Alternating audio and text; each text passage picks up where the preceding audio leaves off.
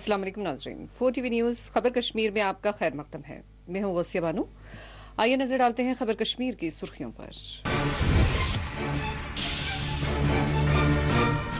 पूंछ में दरअंदाजी की कोशिश, फोर्सेस ने बनाई नाकाम।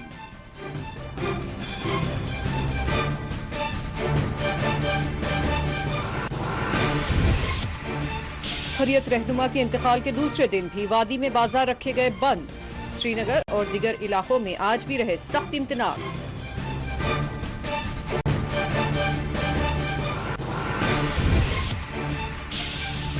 वादी कश्मीर में हालात पूरी तरह कंट्रोल में है। डीजीपी दिलबाग सिंह का बयान, सिक्योरिटी सूरत हाल का लिया जायजा।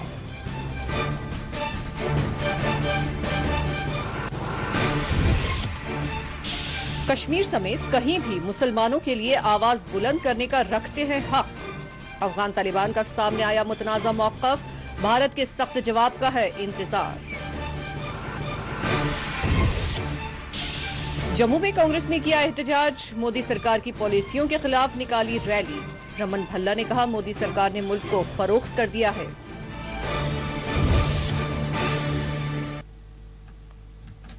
और अब पेश है खबरों की तफसीलात। पूंछ में लाइन ऑफ कंट्रोल पर फोर्सेस ने एक और दरअंदाजी की कोशिश को नाकाम बना दिया है। तफसीलात के मुताबिक जुमेरात और जुमा की दरमियानी शब पूंछ सेक्टर में लाइन ऑफ कंट्रोल पर फोर्सेस ने एक मुश्तबा नक्ल हरकत देखी, जिसके बाद यहां कार्रवाई की गई। मुकामी फौजी तर्जुमान के मुताबिक गुज़िश्ता शब इलाके में की जाने वाली दरअंदाजी की एक कोशिश को नाकाम बना दिया गया है।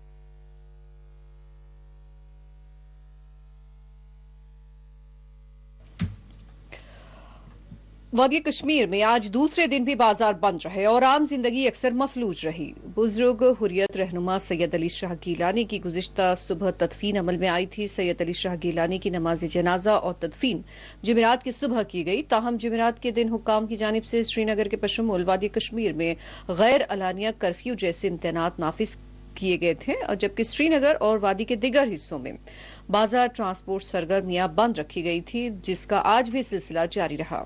जुमा के पेश नजर हुक्काम ने श्रीनगर में किसी भी तरह के इज्तिमात की इजाजत नहीं दी।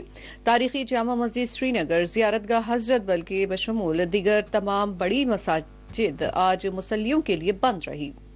श्रीनगर के तिजारती मरकज लाल चौक में आज दूसरे दिन भी सड़क के वीरान देखी गई। श्रीनगर, सेंट्रल कश्मीर, जनूबी कश्मीर के तमाम हसास समझे जाने वाले इलाकों में फोर्सेस की भारी तादाद को तैनात किया गया था।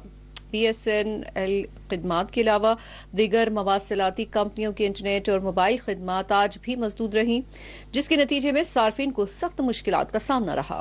वादी कश्मीर की मौजूदा सूरत हाल के पेश नजर यूनिवर्सिटीज और बोर्ड ऑफ स्कूल एजुकेशन के मुजवज़ा तमाम इम्तहानात को मुलतवी कर दिया गया है। कश्मीर के लिए ट्रेन खिदमात और श्रीनगर जम्मू कौमी शाहराह दोनों ही आज दूसरे दिन भी बंद रखे गए। वाज़ेह है कि बुजुर्ग हुर्रियत रहनुमा सैयद अली शाह गिलानी बुध को रात तकरीबन 10:30 बजे इंतकाल कर गए, जिनकी जुमेरात की अवलिन सातों में श्रीनगर के हैदरपुरा के कब्रिस्तान में तदफीन कर दी गई। नमाज जनाजा और तदफीन में महज 50 अफराद ही को शिरकत की इजाजत दी गई थी।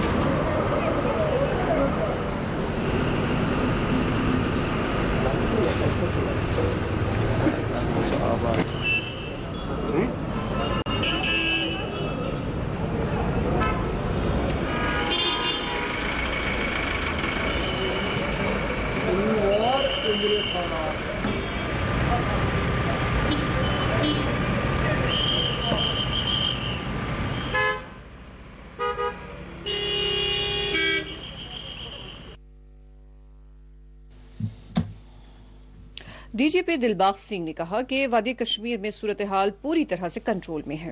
बुजुर्ग हुर्रियत रहनुमा सैयद अली शाह गिलानी के इंतकाल के बाद श्रीनगर में अमन व जब्त की सूरत हाल का डीजीपी दिलबाग सिंह ने मुआयना किया। इस मौके पर मीडिया से बात करते हुए दिलबाग सिंह ने कहा कि कहीं से भी कोई नाखुशगवार वाकई की इत्तला नहीं है। दिलबाग सिंह ने कहा कि जहां सिक्योरिटी फोर्सेस सब्र तहम्मुल से काम ले रही है, वहीं उन्हें अवाम का भी काबिल सताइश ताउन मिल रहा है। इस मौके पर डीजीपी जम्मू कश्मीर दिलबाग सिंह ने जम्मू कश्मीर के नौजवानों की अफगानिस्तान के तालिबान में शमूलियत को महज अफवाह करार दिया।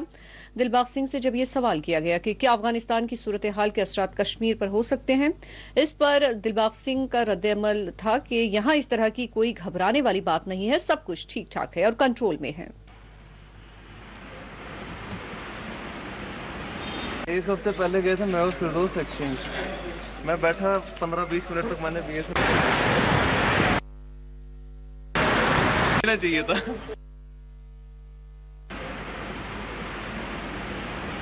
एक हफ्ते पहले गए थे मैं और फिरदौस एक्सचेंज। मैं बैठा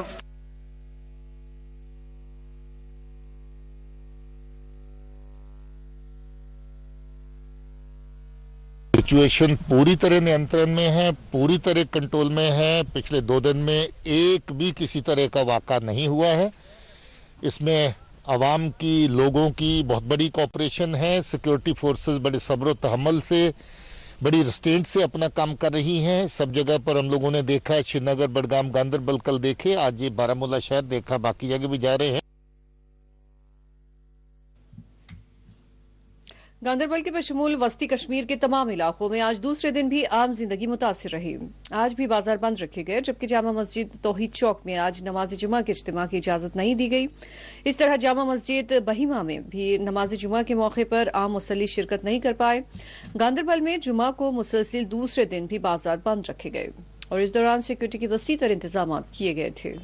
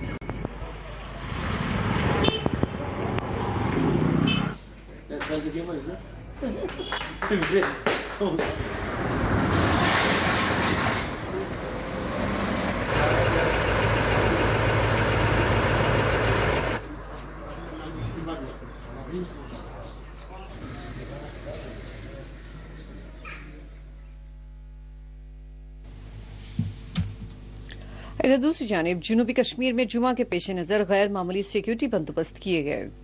पुलवामा, अनंतनाग, कोलगाम, शोपियां में जुमा के मौके पर सिक्योरिटी फोर्सेस की भारी जमीयत को तैनात किया गया था। कई एक हसास इलाकों में सड़कों और चौराहों को खारदार तार बिछाते हुए सील कर दिया गया था। एहतियाती इक़दाम के तहत हुकाम की जानिब से यहां अमन व जब्त की बरकरारी के लिए सख्त इम्तनात नाफिज किए गए थे।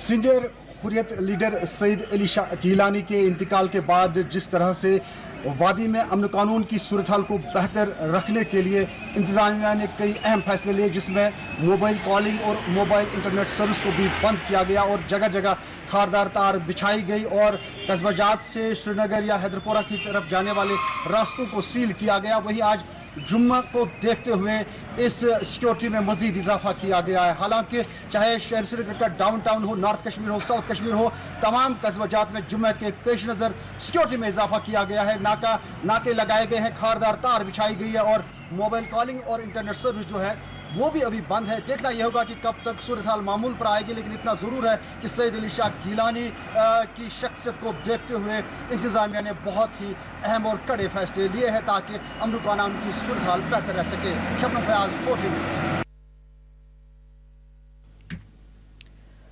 और अब बात करते हैं अफगान तालिबान की, जिनका कश्मीर से मुताल्लिक एक मुतनाज़ा मौक़िफ़ सामने आया है।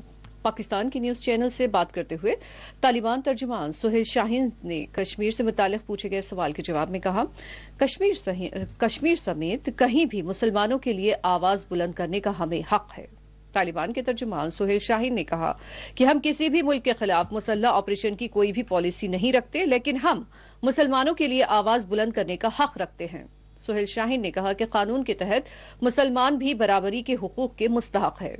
सुहेल शाहीन ने कहा कि तालिबान का 1999 में भारतीय तैयारे के अगवे में कोई किरदार नहीं था। 1999 में हाईजैकिंग केस में हमने मदद फराहम की थी। भारत को हमारा शुक्रगुजार होना चाहिए। तर्जुमान तालिबान ने कहा कि तालिबान मुखालिफ प्रोपेगेंडा सिर्फ भारतीय मीडिया पर किया जा रहा है। वाज़ेह है कि तालिबान के इस तरह के मौक़िफ़ और बयानात पर भारत सरकार के सख्त तरीन जवाब का इंतजार है। ताहम अपोजिशन कायदीन की जानिब से मोदी सरकार से मुसलसिल ये सवाल किया जा रहा है कि वो तालिबान से मुतालिक अपने मौक़िफ़ को पेश करे कि आया वो तालिबान को दहशतगर्द मानते हैं या नहीं।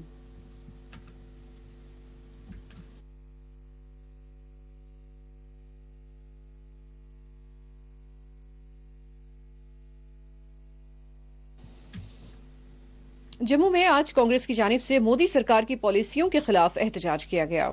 कांग्रेस के सीनियर लीडर और साबिक वजीर जम्मू कश्मीर रमन भल्ला की सरबराही में जम्मू में एक रैली निकाली गई, जिसको आगे बढ़ने से पुलिस ने रोक दिया। मुजाहिरीन ने मुल्क में खानगियाने के अमल, महंगाई और मोदी सरकार की दीगर पॉलिसियों को अवाम दुश्मन और मुल्क दुश्मन करार दिया। मुजाहिरीन ने गैस के दाम कम करो और नरेंद्र मोदी हाय हाय के नारे बुलंद किए। इस मौके पर रमन भल्ला ने मीडिया से बात करते हुए कहा कि यह हमारा आक्रोश प्रदर्शन है। उन्होंने कहा कि बीजेपी सरकार आज मुल्क को बेचने का काम कर रही है। 75 साल मेहनतों और असासों को बगैर किसी मुशावरत और एतमाद साजी के फरोख्त किया जा रहा है।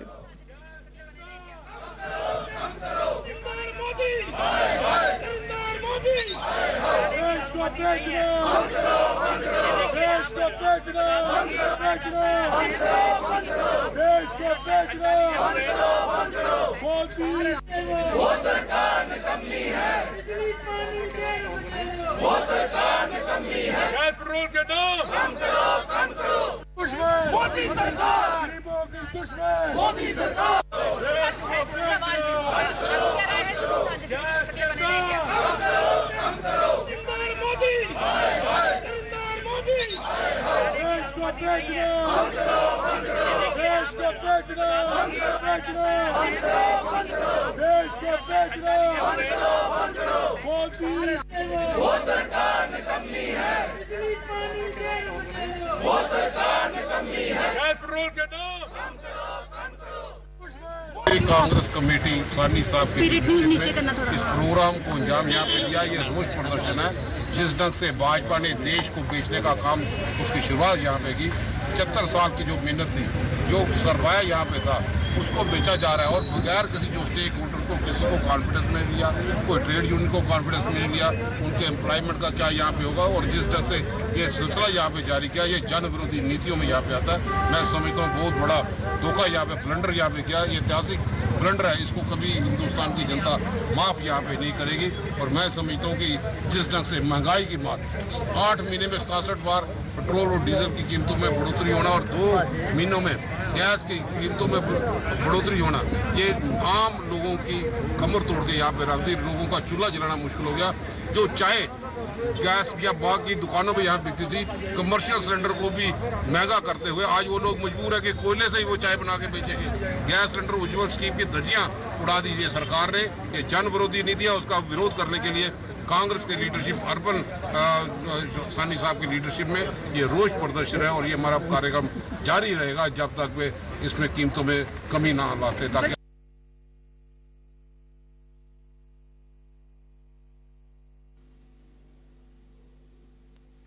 और आइए खबर कश्मीर में लेते हैं एक वक्फा।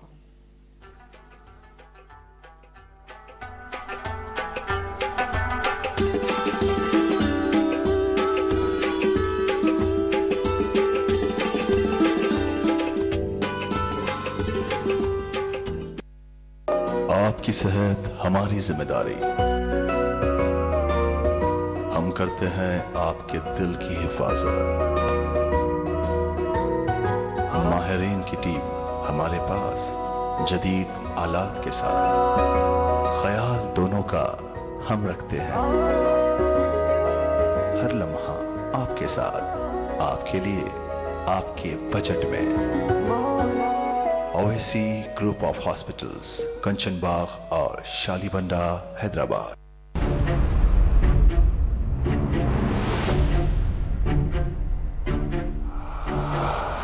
हम आजाद हैं, गुलाम नहीं।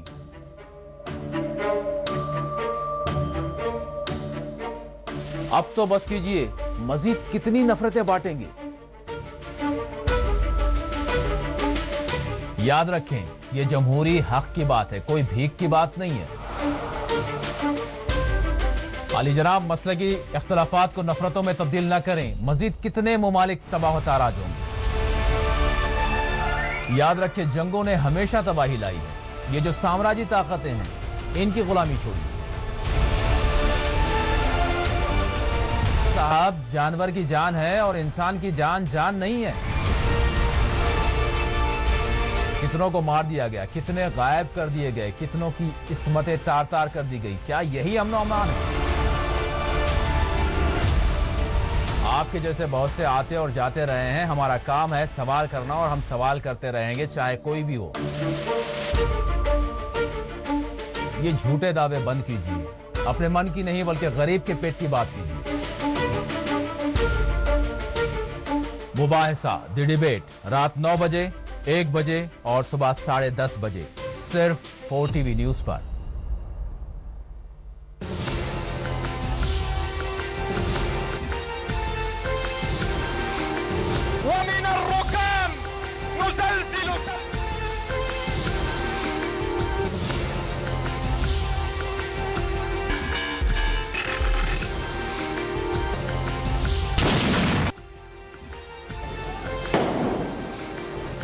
को मजबूत करना हम तमाम की जिम्मेदारी। सलाहियत है, अफसोस हमको मौका नहीं दिया जा।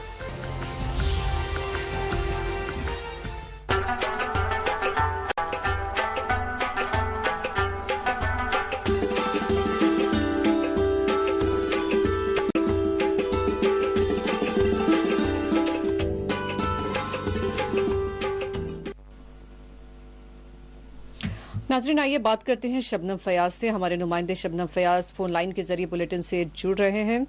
अस्सलाम वालेकुम शबनम फयाज। वालेकुम अस्सलाम। शबनम फयाज, मजीद अपडेट के लिए हम आपसे बात कर रहे हैं। तो वादी में आज बंद देखा गया है, दूसरे दिन भी, और क्या ये बंद के इम्तनात के तहत था या फिर रजाकाराना तौर पर यह बंद मनाया गया? देखिए, जिस तरह से सैयद अली शाह गिलानी जो सीनियर और बुजुर्ग हुर्रियत रहे हैं और उसका इंतकाल हुआ, उसके बाद जो सुरताल पैदा हुई, वो सब जानते थे कि खासकर सिक्योरिटी गार्ड यहाँ की इंतजामिया वो जानती थी कि सैयद अली शाह गिलानी के इंतकाल लोगों को या उनके जनगफीर अगर वहाँ की तरफ वहाँ हुआ तो उसकी वजह से हालात बिगड़ सकते हैं। और जो जिस तरह से पुलिस का भी बयान आया है सामने कि IGP कश्मीर जो है विजय कुमार, उन्होंने कहा कि कुछ लोग इस चीज को गलत रंग देकर हालात को बिगड़ सकते हैं, जिसकी वजह से हालात को बेहतर रखने के लिए इस तरह के इकदाम उठाए गए हैं। रिस्ट्रिक्शंस लगाएगी और आज जुमा था और दूसरा दिन था, और जाहिर सी बात है जुमे के रोज जो बड़ी बड़ी जामे मसाजिद है या दरगाह है, खानगाह हैं, उनमें अगर लोगों की जो ज्यादा तादाद बढ़ जाती, जो मुसलमान नमाज के लिए आते हैं, और हो सकता था वहाँ भी इस तरह की सुरक्षाल पैदा हो जाती। इसको जुमे के रोज इन रिस्ट्रिक्शन जो बंदिशें थी उनमें मजीद इजाफा किया गया, काफी सख्ती बरती गई थी ताकि इस तरह की सूरत-हाल को इस तरह की सूरत-हाल से बचा जा सके। और जो मोबाइल कॉलिंग है वो भी बंद है, इंटरनेट मोबाइल सर्विस जो है वो भी बंद है। तो कुल मिला के सूरत-हाल अभी बेहतर है। यहाँ पे जो डीजीपी का भी बयान आया है आज, कहा कि जो सूरत-हाल है पिछले 2 रोज से कोई नाखुशगवार मौका पेश नहीं आया, जिसका वो शुक्रिया लोगों का जी। जो बच्चे हैं उसको वहीं पे तो कई इलाके ऐसे हैं जहाँ पे लोगों ने भी गाने बंद किए। तो इंटरनेट और मोबाइल खिदमात बंद रहने की इत्तला है, तो सिर्फ क्या ये मखसूस इलाकों में बंद है या फिर वादी भर में ये खिदमात मुअत्तल रही है? पूरी वादी में बंद है, सिर्फ और सिर्फ BSNL सर्विस है और BSNL का ही जो है कोई इंटरनेट है। लेकिन जो बाकी जो प्राइवेट कंपनी है तो उसका इंटरनेट कहीं पे है ना, उनकी मोबाइल कहीं है। उम्मीद यह है कि आज रात 10 बजे तक शायद। जी हाँ, इसका असर हमारे राब्ते में भी नजर आ रहा है। और क्या आप ठीक से सुन पा रहे हैं कि सनीचर कल के लिए क्या कोई इम्तिनात या फिर कोई ऐलान सामने आया है इम्तिनात वगैरह का?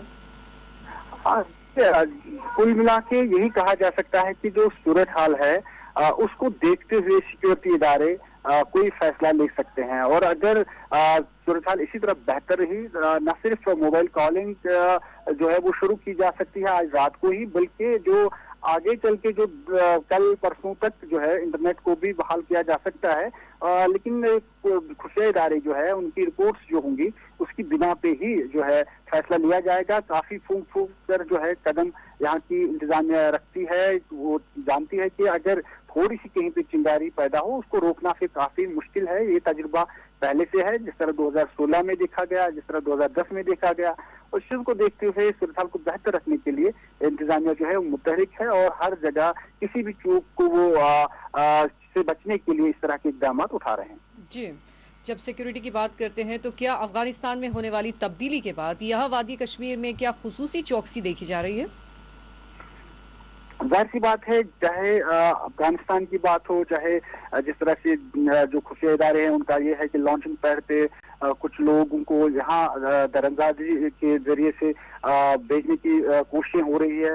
लेकिन जो अफगानिस्तान की सूरत हाल बनी हुई है उसकी वजह से सिक्योरिटी में जो है चौकसी मजीद बढ़ती जा रही है। और ये सब जानते हैं कि अफगानिस्तान में जो सूरत हाल है उसको देखते हुए बहुत से लोग ऐसे भी हैं जो दरअंदाजी कर सकते हैं और तवज्जो हटाए जो लगी है सारी अफगानिस्तान से की तरफ और फायर जो है वहां पे लगा है LOC पे। लेकिन फिर भी जो कोशिशें कई रोज से हो रही है उसको रोकने के लिए फौज जो दीगर फोर्सेस है वो लगातार चौकसी बरत रही है।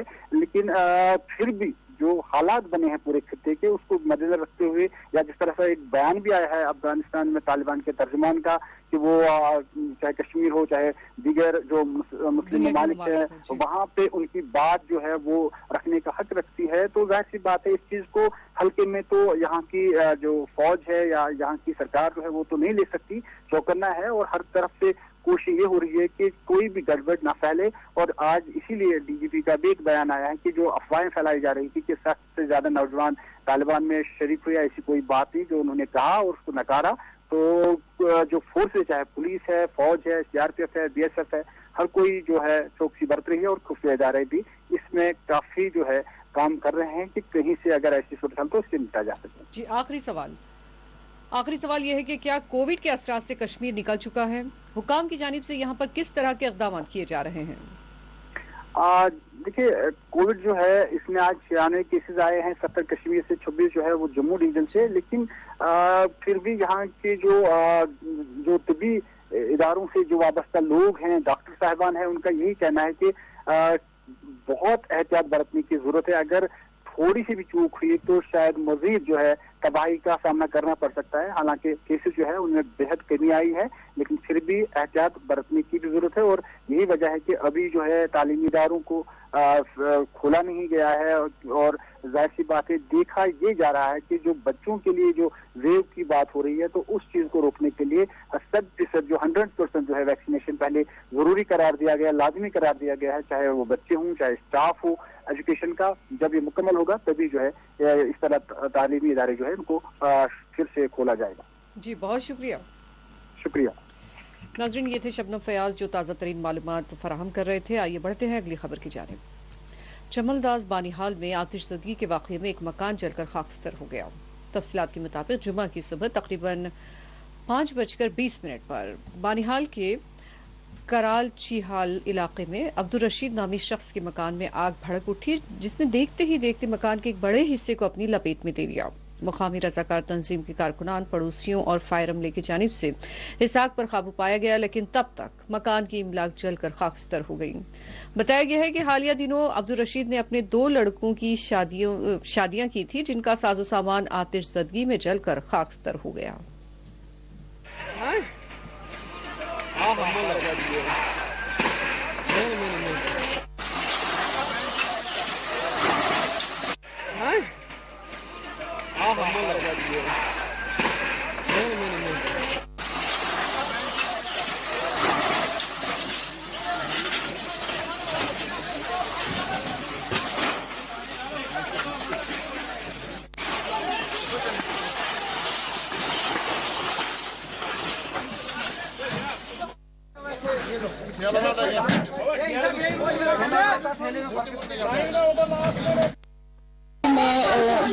एडमिनिस्ट्रेशन को भी यहाँ बुलाना चाहती हूँ, क्योंकि गाँव वालों ने बहुत सारी मदद की है। सुबह के 5 बजे आग लगी है।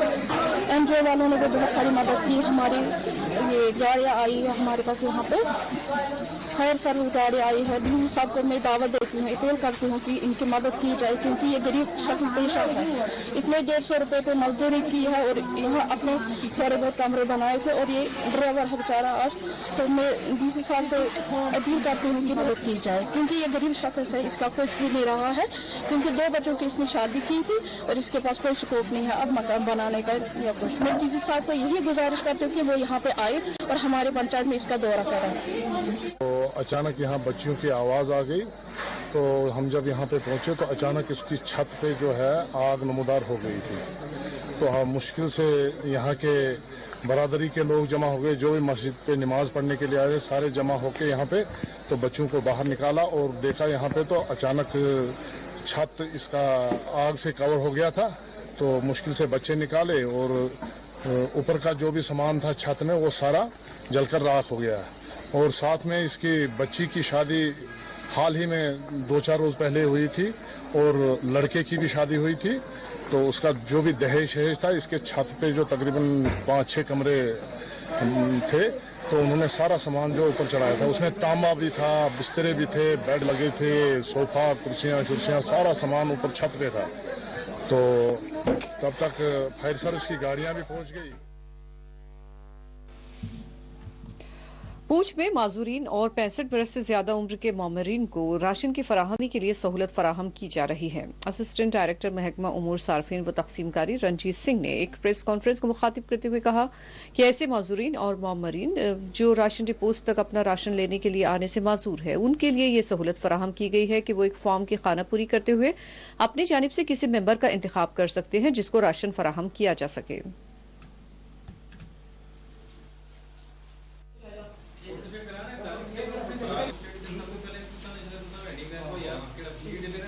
आपको पता है कि अब जो हमारा सिस्टम है वो पूरा डिजिटाइज हो चुका है, और जो राशन की डिस्ट्रीब्यूशन है वो थ्रू पॉस मशीन्स हो रही है, और पॉस मशीन में हर कंज्यूमर को अपना अंगूठा लगाना पड़ता है, तभी जाके उसको राशन मिलता है। तो ये हमारे पास बहुत से लोगों की ये कंप्लेंट थी कि हमारा अंगूठा नहीं लगता है, तो हम बार बार जाते हैं, हमें राशन नहीं मिलता है। तो उसके लिए गवर्नमेंट ने एक नॉमिनी पॉलिसी अब बनाई है। तो उस नॉमिनी पॉलिसी में ये दिया गया है कि जो भी फैमिली है, 2 मेंबर की फैमिली है, चाहे 1 मेंबर की फैमिली है, जिसकी एज 65 साल से ऊपर है, या कोई हैंडीकैप्ड फैमिली है, 2 मेंबर की फैमिली है, या कोई बेड रिडन है, बीमार है, वो बेड पे है, वो डिपो तक नहीं पहुंच सकते हैं, या ऑर्फन बच्चे हैं जिन बिलो 15 ईयर्स 15 साल से नीचे के जो हैं, जो जिनके अंगूठे मैच नहीं हो पाते, तो उसके लिए गवर्नमेंट ने ये एक नॉमिनी पॉलिसी बनाई है। उस पॉलिसी में क्या है कि जो भी बेनिफिशियरी होगा, जिसका राशन कार्ड है, जिसका अंगूठा नहीं लग पाता, जब वो डिपो पे नहीं पहुंच पाता है, तो वो अपना एक नॉमिनी हमें दे देगा, ताकि हम उस नॉमिनी को उस राशन कार्ड में हम ऐड कर देंगे और वो बंदा अंगूठा लगा के उनका राशन निकाल सकेगा। तो उसके लिए गवर्नमेंट ने एक फार्म दिया है, ये एप्लीकेशन फार्म है, ये सिंपल फार्म है। इस फार्म में आपने क्या करना है कि एक तो बेनिफिशरी की डिटेल भरनी है जिसका राशन कार्ड है, दूसरा नंबर जो नॉमिनी देंगे वो तो उसकी डिटेल आएगी, और तीसरा नंबर जो आपका कंसर्न सरपंच होगा या कॉर्पोरेटर होगा म्यूनसिपैलिटी में, तो वो उसको उनकी विटनेस डलेगी।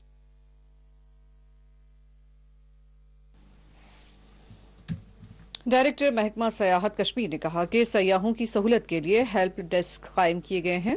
वादी कश्मीर में मौजूदा सूरत हाल के पेश नज़र महकमा सयाहत ने सयाहों की सहूलत के लिए मुख्तलिफ मकामात पर हेल्प डेस्क कायम किए हैं।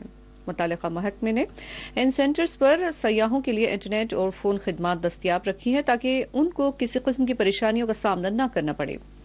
उधर सयाहों और टूर ऑपरेटर्स ने महकमे की इस बरवक्त कार्रवाई को सराहा है।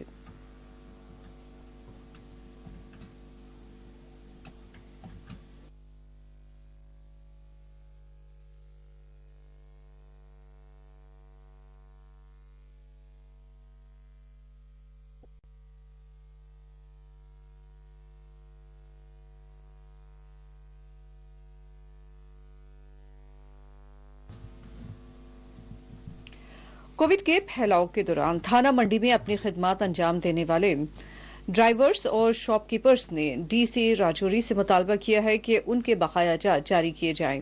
उन्होंने हुकूमत से मुतालबा किया कि उनके साथ इंसाफ किया जाए।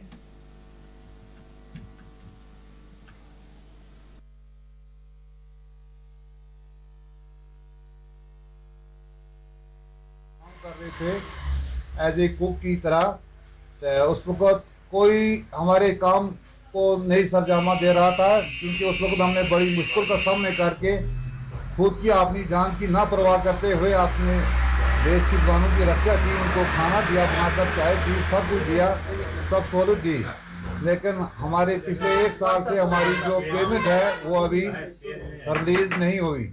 रिलीज हुई और बाद में वो लैप्स हो गई थी। इसलिए हमारे डीसी साहब से गुजारिश है कि उन्होंने हमारा पैसा थाना मंडी एसटीएम के खाते में डाल के रखा है, लेकिन एसटीएम की नामौजूदगी की वजह से हमारा पैसा अभी हमारे पास नहीं पहुंच सका, क्योंकि हमने दुकानदारों का से उधार लिया है। उधार लेके हमने घर का खर्चा चलाया है। हम मजदूर आदमी हैं, हमारी मजदूरी हम डीसी साहब से यही रिक्वेस्ट करें कि हमारी मजदूरी जल्द अज जल्द दी जाए। मेरा नाम उमर अकरम और मैं थाना मंडी राजधानी से। तो ये काफ़ी लोग काफ़ी टाइम से ये बातें कर रहे थे कि ये कोविड का हमारी तकरीबन 18 महीने पहले गाड़ियां भी लगी और दुकान से सामान भी लेके गए हैं, और ये खाना बनाने वाले भी हैं जिसमें हैंडीक्राफ्ट भी हैं। तो काफ़ी अर्सा से हम जाते रहे। ये तकरीबन अंजम साहब के दौर की बात है। अंजम साहब इधर तहसीलदार साहब थे, उस टाइम हमें बोला गया कि आप हमारी हेल्प करो। तो हमने ना जान की परवाह समझते हुए उनके साथ शाना बशाना हम खड़े रहे। फिर एक बार पैसा आया, उस टाइम भी लैप्स हो गया, एसडीएम साहब ने किया। उसके बाद डीसी साहब का बहुत शुक्रिया अदा करते हैं कि उन्होंने फिर दिया पैसा।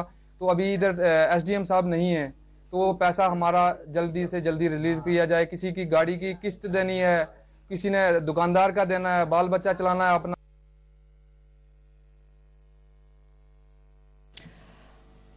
गुज़िश्ता शब राजौरी के मुख्तलिफ मकामात पर शदीद बारिश हुई है और इस दौरान राजौरी के चौधरी नाड़ देहात में गरीब शख्स का कच्चा मकान मुनहदिम हो गया। मुतासरा शख्स ने हुकाम से मुतालबा किया है कि उसकी बाज़ाबातकारी की जाए और फौरी तौर पर ताउन फराहम किया जाए।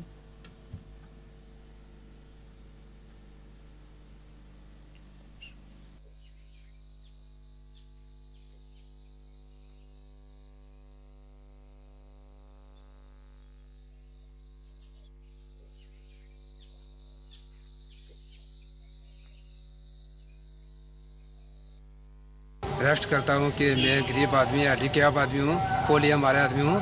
तो मेरा घर वो गिर गया है। तो मेरा मुर्गी शुर्गी जो पांडे शंडे जो गवर्नमेंट से मेरा मदद किया उन्होंने, तो मेरे को घर से निकाला है। मेरे 2 कमरे से टूटे बजे हुए हैं। तो मैं डीसी साहब से ये रिक्वेस्ट करता हूँ मेरी मदद करें। मैं हड्डी क्याब आदमी हूँ बारिश से। तो बारिश वो बहुत था, 2-3 दिन पहले रात को बारिश हुआ है, उसे गिर गया है। तो मैं डीसी साहब से बोलता को मुर्गी 10-12 मुर्गी मर गया हुआ है, तो थोड़े बर्तन शुतन था वो तो थोड़ा बहुत ख़राब हो गया है, तो वो निकाले, वो घमंडी छंडी जो आदमी थे उनने आने के निकाले, मदद किया मेरे को निकाल। ये चाहता हूँ कि डीसी साहब से मेरा मदद कर देता। मैं गरीब हैंडीकैप आदमी हूँ, मजदूरी भी नहीं कर सकता हूँ, तो मेरा थोड़ा बहुत मेरे को मदद कर देता। अनंतनाग में तारीखी शाहजहां और दाराशिको बागात सयाहों को अपनी जानिब राग़िब करते हैं, लेकिन यहाँ एक अरसे दराज से फुट ओवर ब्रिज की अशद जरूरत है। मुकामी लोगों का हुकाम से पुरजोर मुतालबा है कि इलाके में ब्रिज की तामीर को मुकम्मल किया जाए। उनका कहना है कि ब्रिज की तामीर के नतीजे में यहाँ सयाहत को और फरोग मिल सकता है।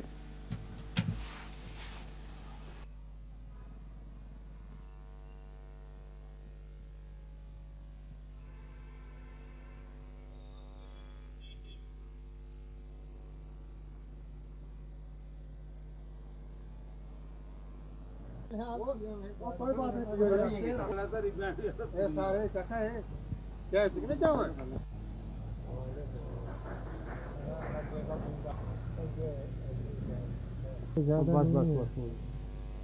हो गया।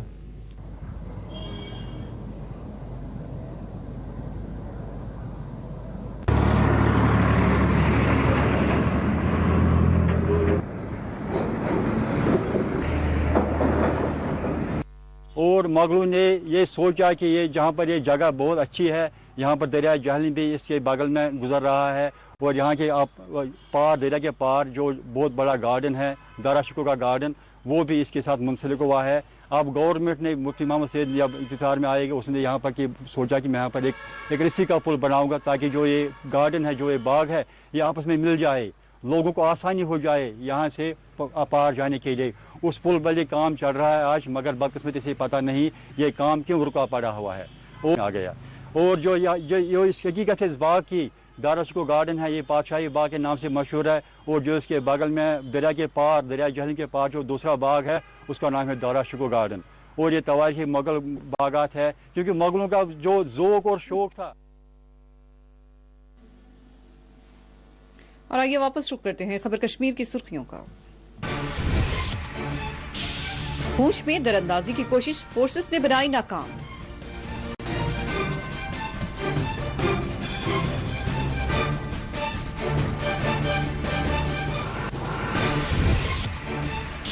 हुर्रियत रहनुमा के इंतकाल के दूसरे दिन भी वादी में बाजार रखे गए बंद। श्रीनगर और दीगर इलाकों में आज भी रहे सख्त इम्तिनान।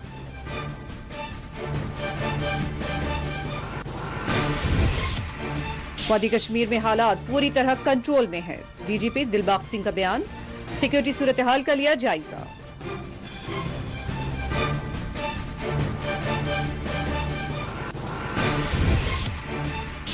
कश्मीर समेत कहीं भी मुसलमानों के लिए आवाज बुलंद करने का रखते हैं हक। अफगान तालिबान का सामने आया मुतनाज़ा मौक़िफ़, भारत के सख्त जवाब का है इंतजार। जम्मू में कांग्रेस ने किया एहतजाज, मोदी सरकार की पॉलिसियों के खिलाफ निकाली रैली।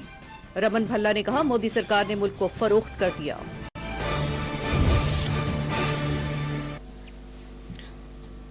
और नाज़रीन, इसी के साथ खबर कश्मीर का ये बुलेटिन इख्तिताम को पहुंचता है। इजाजत दीजिए, अल्लाह हाफिज।